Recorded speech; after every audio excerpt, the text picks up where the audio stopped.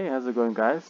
Zodiac, and I'm back again with another video trying to explain further strategies that you can use within Pendle to increase your returns on your time holding.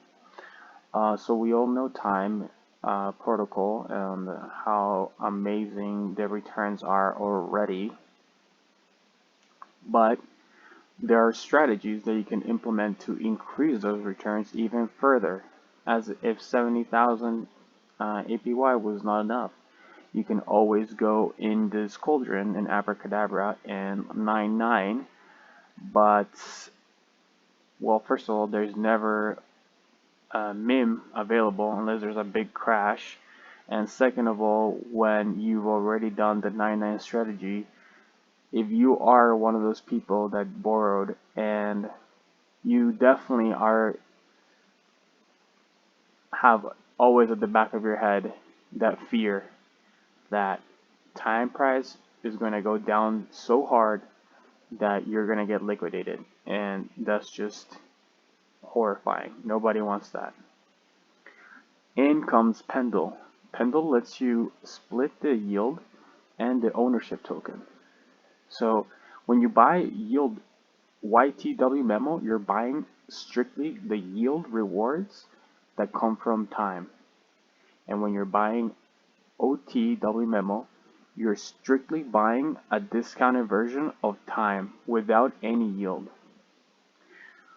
Before I talked about how you could choose to either follow one strategy of going heavy on YT and selling your OT, or vice versa, where you sell your YT and go heavy in OT because you want the guarantee of time at the end of the contract. By February 24th, you want that guarantee OT, or you believe that the yield is going to hold so well that you want to buy the YT, and you believe it's a good discount right now. There's a third option. This one's the most passive of the options. You go a delta neutral strategy. You mint your W memo. You receive both YT tokens and OT tokens. I'm gonna try and do it for you guys right now. I might not have enough to do it with, but well, we'll see if I can do it anyway.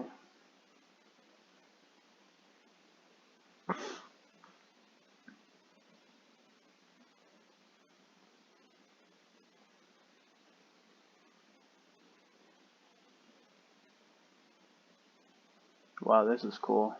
Sorry. A measly $63. Okay. Yeah, you can definitely tell I'm a big whale. And I've also only been using this protocol for a very short time. If you're looking to use this protocol, I strongly recommend you jump into the Discord and ask a few questions before you ape in, because it's very complicated, and at the start it's like a very steep learning curve, but once you get it, it actually gets a lot simpler. Okay, I'm gonna go over here, I'm gonna go mint, and whatever little money I have is gonna turn into YT and OT. I'm gonna do this.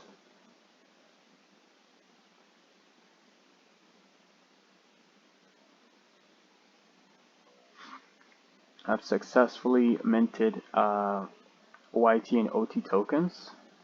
Now I just need to go on the markets and find out how much OT I need to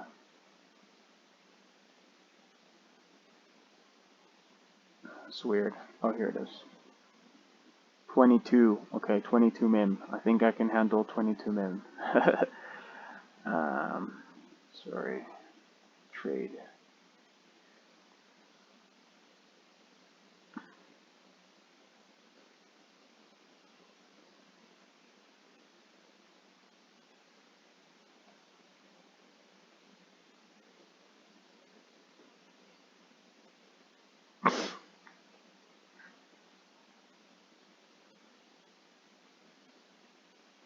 I'm doing here is taking my staking rewards and compounding them back into the protocol, by the way. Sorry for the silence. I'm just adding liquidity in both markets. So when you first come here, you're gonna see the markets. There's the yield token markets, and there's the ownership token markets. And the way I'm saying you could do a delta neutral strategy is by adding liquidity to both markets. So over time, the yield token is going to go to 0 because as it gets closer to the date, you'll just have less yield to get in the period of time, and consequently the ownership token is going to rise up in price to match the original memo price, sorry. But if you stick to the same amount of YT and OT, you don't have to stress about finding the perfect entry or anything like that. You just grab your YT, add liquidity, grab your OT, add liquidity, and like you earn very robust rewards on these protocols. I'll show you in a minute after I've added my OT and YT how much the yields are for these protocols. So as you can see here, it's the liquidity pool APR is so high. It's 260% almost here, and almost 270%. Oh, also you need to stake it. So if you provide the liquidity, make sure you stake it. That's how you lock in the high APR. So think about it like this. You could either come into a Pendle and learn how to maximize your yields, get a sweet entry, and like lock in a crazy APY on your time using either the OT or YT strategy, or you could come in with your W memo, provide liquidity on both sides, and compound those rewards, the 257 and 268, back into your liquidity pools, and still make a profit after the impermanent loss occurs. Like, that's not too bad. Also, I'm not a financial advisor, by the way, guys. I'm not an expert. I am just a guy who is started using this a couple weeks ago and thinks it's pretty cool. But definitely, if someone here who knows better is watching, like, clarify anything that I might have gotten wrong, or further elaborate on points that you think I'm missing on.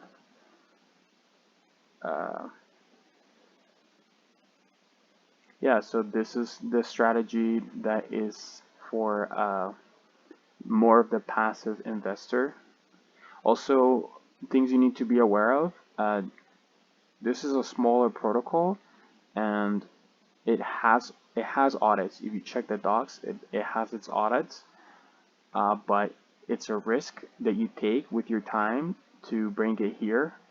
With any DeFi protocol, there's always a risk of there being a hack. There is insurance. They have a third-party insurer for these protocols, but just letting you know ahead of time that yeah, this can give you high returns on it, but you also are at risk of something, be it smart contract vulnerabilities. But there you go. So all I did was take my rewards from staking from the dashboard. I turned them back into the YT and OT, and then I provide some MIM to provide liquidity, and that's how you earn a sweet APR and don't have to really um, concern yourself so much with the market prices at all times. Yeah, you know, like it's a small market and you can find a really good chance if you're an active trader, but a lot of people don't have the time to find it. So this is just another opportunity here to maybe squeeze out a little bit more out of your time. And I hope this was helpful. Of course, this is, like I said, has its own risks, so be aware and don't ape in. And yeah, have a good day or night. Bye.